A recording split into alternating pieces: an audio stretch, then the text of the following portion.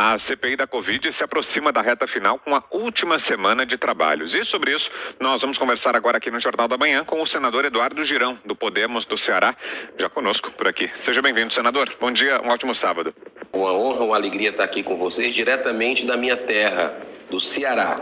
Que bom. Senador, e o que esperar agora dessa última semana de depoimentos, né? Na semana seguinte ainda tem CPI, mas não com depoimentos, com os ajustes finais do relatório do relator, Renan Calheiros, e agora a bola da vez parece ser essa ofensiva contra a Prevent Senior, né? Esses novos depoimentos devem ser nessa direção, tendo como alvo a própria operadora e outros planos de saúde que utilizaram aí o chamado kit Covid. Será que ainda pode vir alguma novidade? Porque o senhor e outros senadores vêm falando desde o começo da CPI, a gente conversou bastante aqui na Jovem Pan, né, senador, sobre o fato de o relatório já estar pronto, as acusações praticamente já pré-preparadas. Será que ainda vem alguma novidade nessa reta final de CPI, senador?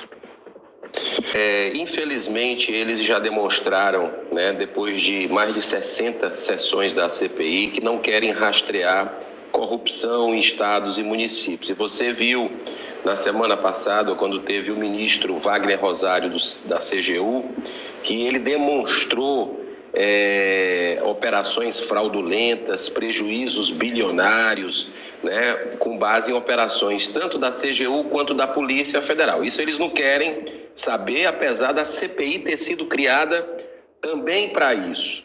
Essa questão da Prevent Senior, eu fico assim intrigado por que eles não quiseram levar o secretário de Saúde do Estado de São Paulo, né? Porque foi um requerimento meu na semana que passou e foi aprovado pelos colegas senadores. O próprio presidente Omar Aziz disse, não, é muito importante que a gente possa chamar o secretário de Saúde para entender o que aconteceu lá sobre os indícios de subnotificação. Porque a presença do secretário esclareceria muitas coisas. As subnotificações eventuais que aconteceram e também, eu acho que aí é que foi o problema para eles, né, que não quiseram chamar, as super notificações. Eu recebi aí de São Paulo várias denúncias, por exemplo, de pessoas que morreram supostamente por outras causas, isso dito pelos familiares, mostrado com exames, com tudo, e no atestado de óbito colocaram Covid. Então, nós encaminhamos essas denúncias para os órgãos competentes, para o próprio governo de São Paulo, e até hoje não recebemos nenhum tipo de justificativa. E a gente colocou CPF das pessoas e tudo. Então, é tudo muito nebuloso dentro dessa CPI. Eles fazem o que querem, eles tomam as decisões na escalada da noite aí, entre eles. Muitas vezes eu tomo conhecimento por vocês, mesmo sendo titular da CPI. É um desrespeito com os senadores, é um desrespeito com a população brasileira, que vê um show de agressividade, né, de indução de respostas, de manipulação de narrativas. Nós tivemos o empresário Luciano Hang essa semana, que colocou ali o pessoal no bolso, né? Até agora estão perdidos, tentando achar o caminho de volta, porque tentaram humilhar o rapaz, mas foi uma aula de como se portar com elegância, de trazer a verdade para as pessoas. O que a gente viu foi uma perseguição a um empreendedor que tem uma ideologia. E isso não é crime, você ter ideologia. Eu até discordo de algumas coisas do presidente da República, né? Mas ele tem direito de se alinhar ideologicamente com o presidente. Então, por que trazer ali para assassinar a reputação? Pois aconteceu, foi o inverso, né? Ele mostrou realmente os interesses e a gente tem que mudar aqui para nós essa cultura do país de dizer, e eu vi colegas senadores dizendo isso lá, né? De que fortuna ganha no Brasil tem que ser de forma ilícita, né? Isso é um absurdo, é uma inversão completa de valores. Nos Estados Unidos, na Europa, as autoridades, as pessoas, todo mundo estimula empresários que têm sucesso porque eles geram emprego, premiam, né? A gente tem que acabar com isso aqui e também achar que senador é melhor do que alguém, né? Só porque tem esse cargo. É um absurdo. Nós não somos casta superior.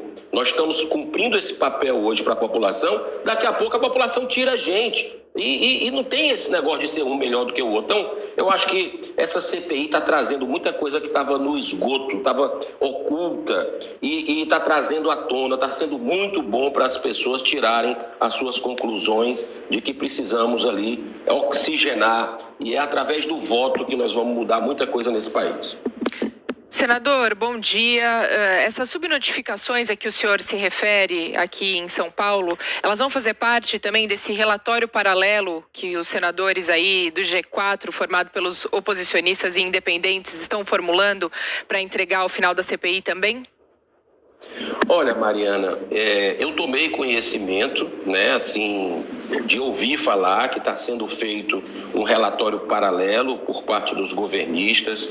A gente já sabe que tem um relatório pronto desde antes de começar a CPI pelo grupo dos oposicionistas, Tanto é que o relator deu entrevista dizendo já quem era o culpado, quem era o inocente, antes, repito, da instalação da CPI. E eu, como independente, estou desenvolvendo um outro relatório, Um relatório equilibrado, apontando alguns erros do governo federal na pandemia e também mostrando o que essa CPI tem pavor de olhar, que são os dados de desvios de verbas públicas, do Covidão, a partir de bilhões de reais enviados pelo governo federal a estados e municípios. Eu acho que a gente tem que ter essa responsabilidade de pontuar certas situações. As supernotificações nós também eu vou mencionar no relatório que eu vou fazer. Então eu acredito que a gente deve ter aí três relatórios para essa CPI. Mas eles têm maioria, o grupo de oposição que montou ali, que é a cúpula da CPI, que não deixou vir o consórcio Nordeste para dentro da CPI, blindando gente poderosa, e eles já têm maioria e devem definir o relatório deles, isso aí eu não tenho a menor dúvida. Senador, pergunta agora de Paulo Pousonoff. Você, Pousonoff? Bom dia, senador. A gente noticiou agora há pouco, denúncias envolvendo a primeira-dama Michele Bolsonaro, que teria favorecido amigos aí durante a pandemia, envolvendo também um banco público. Bem, a gente sabe que isso não tem exatamente a ver com a Covid, mas a CPI da Covid, parece que ela se agarra qualquer narrativa aí que ela perceba que é benéfica a ela. O senhor acredita que esse caso da primeira-dama vai ser abordado aí nas próximas semanas pela CPI da Covid? E eu também gostaria de saber a sua opinião sobre essa denúncia envolvendo a primeira-dama. Vamos lá, Paulo. Abordado, você não tenha dúvida que vai, porque é uma CPI que utiliza a Covid para fins políticos, eleitoreiros. Tanto é que dentro da comissão já surgiram 3 presidenciáveis, já subindo em palanque, inclusive. Então, é uma CPI como instrumento de antecipação do calendário eleitoral. Isso é muito triste. Com relação às denúncias, eu sou totalmente favorável que deva se apurar, certo? Deva se apurar profundamente, talvez em outro tipo de investigação, mas eu acredito e assino o que tiver que assinar para que seja apurado. Eu acho que as coisas nesse país têm que ser passadas a limpo, de todos os lados. A gente não tem que ter esse tipo de... não pode ser outra postura, é um valor do povo brasileiro muito forte a luta contra a corrupção, contra a impunidade, que, diga-se de passagem, no país, os 3 poderes, têm conspirado para destruir, por exemplo, uma esperança, um símbolo nacional de combate à corrupção, que é a Lava Jato. Lava Jato foi devastada pelos 3 poderes, Então a gente precisa resgatar isso. Mas não tenha dúvida, Paulo, que na terça-feira o discurso vai ser esse, vão começar a colocar, como já colocaram vários outros assuntos dentro da CPI, que nada tinham a ver com a pandemia, Porque o objetivo ali, efetivamente, é desgastar o governo federal com fins de projeto de poder. de projeto de poder enquanto as pessoas estão ainda morrendo por coronavírus, enquanto as pessoas precisam que a gente dê a mão para gerar emprego, gerar renda, enquanto as pessoas estão passando fome, os preços estão subindo, mas a energia é consumida numa CPI politiqueira, manipulada, que mostra tudo que não deve ser feito em relação ao próximo, como agressão, como briga, né?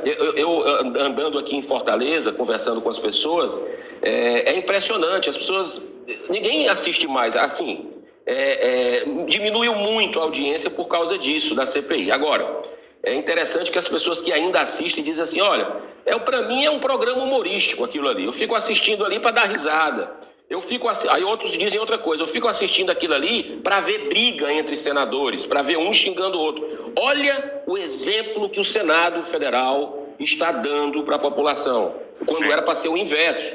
Quando a gente reclama que vê violência nas ruas, né, a gente era para ser exemplo para essas pessoas, né, e passar costumes, a maneira de respeitar o contraditório, as ideias divergentes. O que a gente vê, Paulo, é uma caçada implacável, medieval, às ideias conservadoras. Você vê desmonetização de canais conservadores, você vê jornalistas citados.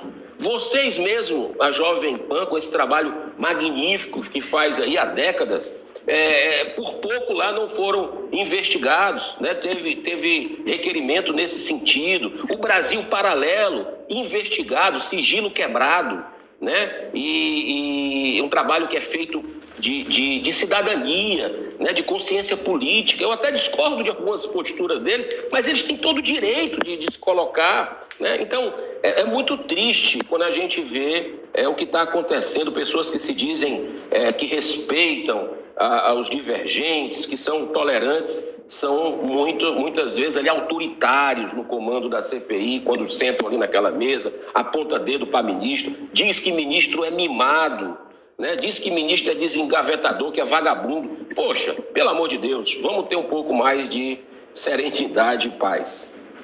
Ok, então o senador Eduardo Girão, mais uma vez com a gente aqui no Jornal da Manhã. Muito obrigado pela entrevista, senador. Um ótimo final de semana. Até uma próxima. Obrigada, gratidão, senador. Parabéns pelo trabalho independente de vocês e vai dar certo, porque o povo brasileiro está gostando de política e isso é um sinal de muita esperança para todos nós no futuro. Muita paz.